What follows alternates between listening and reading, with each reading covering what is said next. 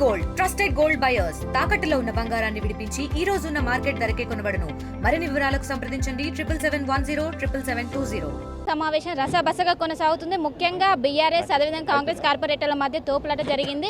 ఇంకోవైపు బడ్జెట్ పై ఎలాంటి చర్చ జరపకుండా ఆమోదం తెలిపారు. దీని గురించి మనతో మాట్లాడడానికి బీజేపీ ఎంపీ కొండ విశ్వేశ్వరరెడ్డి గారు ప్రస్తుతం మనతో పాటు ఉన్నారు. వారితో మాట్లాడదాం. సార్ చెప్పండి, అసలు జిహెచ్ఎంసీ సమావేశంలో ఒకవైపు వాళ్ళ మధ్య తోపులాట జరిగింది. అసలు మీ స్టాండ్ ఏంటి? బీజేపీ పర్పస్ బీజేపీ స్టాండ్ ఏంటంటే బడ్జెట్ ఉంటే డిస్కషన్ ఉండాలి, చర్చ్ ఉండాలి, తర్వాత పాస్ చేయవచ్చు ఓటింగ్ ప్రకారంగా. కానీ మొట్టమొదలు చర్చ లేకుండా డీమ్ టు బి పాస్డ్ అని బడ్జెట్ను పాస్ చేసిండ్రు. ఎందుకు? గందరగోళం జరిగింది, రక్కస్ ఉండే అందులో. గందరగోళం సాధారణంగా ఎవరు చెప్తారు? విపక్ష పార్టీలు పాత ఉన్న టీఆర్ఎస్ ప్రభుత్వం, రాష్ట్రాన్ని అప్పుల పాలు చేసిన టీఆర్ఎస్ ప్రభుత్వము, హైదరాబాద్ నాశనం చేసిన టీఆర్ఎస్ ప్రభుత్వం, తర్వాత బీజేపీ వాళ్ళు మీరు టీవీలలో చూడాలని చిత్తశుద్ధితోటి ప్రశ్నలు అడుగుతుంది సిద్ధంగా ఉండి కూర్చున్నారు. రక్కస్ గందరగోళం చేసింది టీఆర్ఎస్ వాళ్ళు, కాంగ్రెస్ వాళ్ళు. ఎందుకంటే వాళ్ళు బడ్జెట్ డిస్కషన్ వద్దు. బడ్జెట్ డిస్కషన్ ఉంటే అన్ని అబద్ధాలని బయటపడతాయి, అన్ని వాళ్ళ చేసిన దోపిడీ ఇవన్నీ బయటపడుతుంది.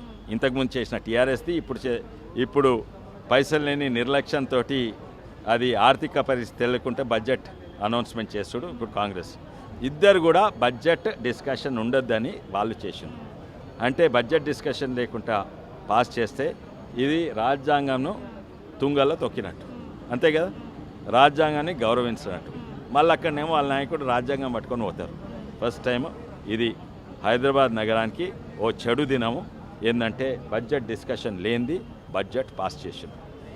బీజేపీ వాళ్ళు ఒకవైపు బీఆర్ఎస్ కాంగ్రెస్ ఒకటే అని చెప్తున్నప్పటికీ అక్కడ మాత్రం ప్రధాన ప్రతిపక్షంగా వహిస్తున్నటువంటి బీఆర్ఎస్ కాంగ్రెస్ మధ్య తోపులాట అయింది. అసలు దీన్ని ఏ విధంగా చూస్తారు? ఇది వాంటెడ్గా చేశారంటారా? తోపులాట కాదు, ఇద్దరు కలిసి రక్కస్ చేసిండ్రు, గందరగోళం చేసిండ్రు. నిజంగానే కావాలంటే బీఆర్ఎస్ వాళ్ళు 2-3 చేయవచ్చు. బీఆర్ఎస్ వాళ్ళు డిస్కషన్ చేయాలి, బడ్జెట్ వికృతంగా డిస్కషన్ కావాలి. ఎందుకు కానియలేదు? ఆ బీఆర్ఎస్ వాళ్ళ తప్పులు బయట పడతాయండి. టీఆర్ఎస్ వాళ్ళు, బీఆర్ఎస్ ఏ పార్టీ అది, వీళ్ళు కానీయలేదు. ఎందుకంటే వీళ్ళ తప్పులు బయటపడతాయని మేము సిద్ధంగా ఉండే. సరే, ఇవన్నీ పక్కకు పెట్టండి. నిజంగానే బడ్జెట్ డిస్కషన్ కావాలంటే నిజంగానే కాంగ్రెస్ వాళ్ళు కూడా, రూలింగ్ పార్టీ కూడా చిత్తశుద్ధితో ఉన్నది. మేమైతే ఎట్లయినా చిత్తశుద్ధితోటి సైలెంట్గా కూర్చున్నాం. మా దగ్గర క్వశ్చన్స్ ఉన్నాయి, ఇవన్నీ ఉన్నాయి. అయితే ఓన్లీ టీఆర్ఎస్ బీఆర్ఎస్ వాళ్ళు గందరగోళం చేస్తే వాళ్ళను సస్పెండ్ చేసి చేయవచ్చు కదా బడ్జెట్ డిస్కషన్. చేయలేదు అంటే ఏమన్నట్టు? ఇద్దరు ఒకటే. బడ్జెట్ డిస్కషన్ వద్దు, టీఆర్ఎస్కి వద్దు, కాంగ్రెస్కి వద్దు, మాకు కావాలి. ఇప్పుడు ప్రజా సమస్యల పైన ప్రశ్నించడం లేదంటున్నారు, దీనిపైన మీరేమంటారు? బోలెడ్ ప్రశ్నలు ఉన్నాయి, ప్రతి కార్పొరేటర్ దగ్గర ప్రశ్నలు ఉన్నాయి. మా డివిజన్లో ఏమైతే ప్రతి కార్పొరేటర్ దగ్గర ప్రశ్నలు ఉన్నాయి. అడుగుతున్నారు, కొన్ని అలౌ చేస్తున్నారు, కొన్ని అలౌ చేస్తలేరు. ఈ రోజు కూడా ప్రశ్నలు ఉన్నాయి, ఎన్నో ప్రశ్నలు ఉన్నాయి. ఆడ జవాబులు కూడా ఇచ్చినట్టున్నారు కొన్ని. తప్పనిసరి ప్రశ్నించేది మేమే, వాళ్ళు కానీయకుండా చేస్తున్నారు వాళ్ళు. కానీ మేయర్ బీఆర్ఎస్ పార్టీలో ఉన్నప్పుడు వ్యవహార శైలి ఏ విధంగా ఉంది, కాంగ్రెస్కి వచ్చినాక ఏ విధంగా ఉంది? ఇద్దరు ఒకటే, అదే వ్యక్తి, అదే విధానం, రెండు ఒకటే అనుకుంటున్నాను. సో మొత్తం మీద ముఖ్యంగా చూసుకున్నట్లయితే జిహెచ్ఎంసీ కౌన్సిల్ సమావేశంలో ఒకవైపు బీఆర్ఎస్ కావచ్చు, కాంగ్రెస్ కావచ్చు, మొత్తం మధ్య పోడియం దగ్గరికి వెళ్ళి రసాబసగా కొనసాగింది. ఇది కావాలనే చేశారు వాళ్ళు, కాంగ్రెస్ కావచ్చు, బీఆర్ఎస్ కావచ్చు, ఒకటే. ఎలాంటి చర్చ జరపలేదు బడ్జెట్ పైన చర్చ జరపకుండా ఎలా ఆమోదం తెలుపుతారు? దీనికి బీజేపీ వ్యతిరేకిస్తుంది. ప్రజా సమస్యల పైన అక్కడ ప్రశ్నించకుండా ఏ విధంగా వాళ్ళు ఈ విధంగా చేస్తున్నారంటూ కూడా ఒకవైపు బీజేపీ ఎంపీ కొండ విశ్వేశ్వరరెడ్డి మనతో పాటు చెప్తున్నారు. బీఆర్ఎస్ కార్పొరేటర్లను వారితో మాట్లాడితే ఏమైంది, అసలు ఎగ్జాక్ట్లీ ఏం జరిగింది, తోపులాట ఎందుకు అయింది లోపల?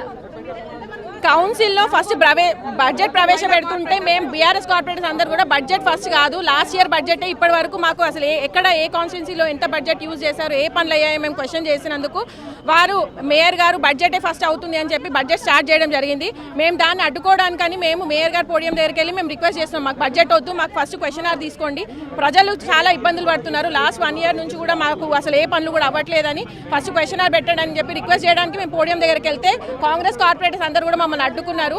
అక్కడ వాళ్ళు స్టార్ట్ చేశారు గొడవ. మేము ప్లకార్డ్స్ ఏవైతే పట్టుకున్నామో అవి చింపడం జరిగింది. దానివల్ల అక్కడ గొడవ స్టార్ట్ అయ్యి మమ్మల్ని మేము అసలు ఏం కూడా చేయలేదు. మేము అక్కడ నుంచి ప్లకార్డ్స్ పట్టుకుని మమ్మల్ని తీసుకెళ్లి అరెస్ట్ చేయడం జరిగింది.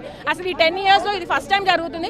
పోడియం దగ్గరికి వెళ్ళడం ఎన్నోసార్లు జరిగింది. ఎంతో మంది కార్పొరేటర్స్ మేయర్ గారు పోడియం దగ్గరికి వెళ్ళి ఇట్లాంటి సందర్భాలు ఎన్నో అయినాయి. కానీ ఇట్లా ఫస్ట్ టైం మమ్మల్ని ఎందుకు అరెస్ట్ చేశారు? ఈ చిన్నదానికి అరెస్ట్ చేయడం కార్పొరేటర్స్ ని ఇదే ప్రజాపాలన అంటారా అని మేము క్వశ్చన్ చేస్తున్నాం. బీఆర్ఎస్ పార్టీ వ్యూహాత్మకంగా కావాలని ఇలా గొడవలు చేస్తుందంటూ కూడా అంటున్నారు కాంగ్రెస్ వాళ్ళ నాయకులు. మేము కావాలని గొడవలు ఏం చేయట్లేదు. మేము ప్రజల పక్షాన మేము పోరాడుతున్నాము. ఎందుకంటే మీరే చూసుంటారు, లాస్ట్ కాంగ్రెస్ గవర్నమెంట్ వచ్చి ఇప్పుడు 1 year అవుతుంది. ఈ 1 yearలో ఏ ఒక్క హామీ కూడా వాళ్ళు నెరవేర్చలేకపోయారు. వాళ్ళ పక్షాన మేము కొట్లాడుతున్నాం. ఈ రోజు ఏమైనా మేయర్ దగ్గరికి అవిశ్వాస తీర్మానం పట్ల ఏమైనా పెట్టబోతున్నారా? లేదు, అది ఇప్పుడైతే ఏం లేదండి. మేము ప్రజల పక్షాన పోరాడడానికే వచ్చాము. వారి గురించి మేము క్వశ్చన్ చేయడానికే వచ్చాము. సో మొత్తం మీద మనం చూసుకోవచ్చు, ఒక్కసారిగా జిహెచ్ఎంసీ కౌన్సిల్ సమావేశంలో రసబస అనేది అయింది. ముఖ్యంగా ఒకవైపు కాంగ్రెస్ కావచ్చు, బీఆర్ఎస్ కార్పొరేటర్ల మధ్య తోపులాట జరిగింది. ఒక్కసారిగా ప్లకార్డ్స్ తీసుకొని కాంగ్రెస్ ఇచ్చినటువంటి 6 హామీలు వెంటనే అమలు చేయాలంటూ కూడా వాళ్ళు ఒక్కసారిగా డిమాండ్ చేయడంతో అక్కడ ఒక్కసారిగా మొత్తం జరిగింది. మొత్తం మీద ఒక్కసారి ఇక్కడ బీఆర్ఎస్ కార్పొరేటర్లు కూడా ఉన్నారు, వాళ్ళతో మాట్లాడుతుంది. ఏంటి అక్కడ గొడవ జరగడం గల కారణాలు ఏంటి? మేము గొడవ చేయాలన్న ఇంటెన్షన్తోనే రాలేదు కౌన్సిల్కి. ఈరోజు జస్ట్ పబ్లిక్ ఇష్యూస్ గురించి డిస్కస్ చేయాలి అనే ఇంటెన్షన్తో రావడం జరిగింది. కానీ మేయర్ గారు స్టార్టింగ్ నుండి కూడా మేము అడుగుదామంటే మాకు మైక్ కూడా ఇవ్వని పరిస్థితి ఉండే. సో మేము ప్లాకార్డ్స్ పట్టుకొని పోడియం దగ్గరికి వెళ్ళాము. కానీ పోడియం దగ్గరికి వెళ్ళినప్పటి నుండి కూడా కాంగ్రెస్ కార్పొరేటర్స్ మా మీద గూండాగిరి చేస్తున్నారు. మా చేతిలో ఉన్న ప్లాకార్డ్స్ గుంజుకొని చింపేసి పడేయడం అట్లా చేస్తుండే. సో అక్కడ గొడవ జరిగింది అంతే. మేము just public issues last 1 year నుండి కూడా ఒక్క పని కూడా అవుతలేదు జిహెచ్ఎంసీలో. దాని గురించి డిస్కషన్ చేద్దామని అడగడం జరిగింది అంతే. కానీ మేయర్ పోడియం దగ్గరికి అలా వెళ్ళడం కరెక్ట్ కాదంటూ కూడా అంటున్నారు. ఇంకోవైపు సభ ప్రారంభమైన 5 నిమిషాలకు వాయిదా వేశారు. ఏమంటుంది దీనిపైన? ఇది ఫస్ట్ టైం కాదు మేయర్ పోడియం దగ్గరికి వెళ్ళి. చాలా పెద్ద ఇష్యూస్ కూడా అయినాయి. కానీ అప్పుడు రియాక్ట్ కానీ మేయర్ గారు ఇప్పుడే ఎందుకు రియాక్ట్ అయ్యి మమ్మల్ని అరెస్ట్ చేయించిండ్రో మాకు అర్థమైతలేదు. ఎందుకంటే మేము ప్రజల తరఫున ప్రజలు మమ్మల్ని ఎన్నుకున్నారు కాబట్టి వాళ్ళ ప్రాబ్లమ్స్ మేము అడ్రస్ చేయాలి కౌన్సిల్లో అనేది మా ఇంటెన్షన్. అదొక్కటే మా ఇంటెన్షన్ తప్ప వేరే ఏది గొడవ చేయాలన్నది ఇంటెన్షన్ లేకుండా మాకు. సో మొత్తం మీద మనం చూసుకోవచ్చు, పెద్ద ఎత్తున ఆవేదన వ్యక్తం చేస్తున్నారు. ముఖ్యంగా ఆడ జరిగిన గొడవ మొత్తం ప్లకార్డ్స్ చించుకుంటూ ఒకవైపు మేయర్ దృష్టి తీసుకెళ్లాలంటూ కూడా మేము వెళ్ళాము. ఇది మొదటిసారి కాదు పోడియం దృష్టికి వెళ్ళాను, కానీ చాలాసార్లు వెళ్ళాం. కానీ ఈసారి మేయర్ ఈ విధంగా అరెస్ట్ చేయించడం ఏమాత్రం కరెక్ట్ అంటే ఒకవైపు బీఆర్ఎస్ కార్పొరేటర్లు పెద్ద ఎత్తున ఆవేదన వ్యక్తం చేస్తున్నారు. మేము ప్రజల సమస్యల కోసం పోరాడుతుంటే వాళ్ళు మాత్రం కావాలని దీన్ని రాజకీయం చేస్తున్నారు. కావాలని కాంగ్రెస్ కార్పొరేటర్లు మా పైన దుష్ప్రచారం చేస్తున్నారంటే ఒకవైపు బీఆర్ఎస్ కార్పొరేటర్లు ప్రస్తుతం అంతా పాటు చెప్తున్నారు.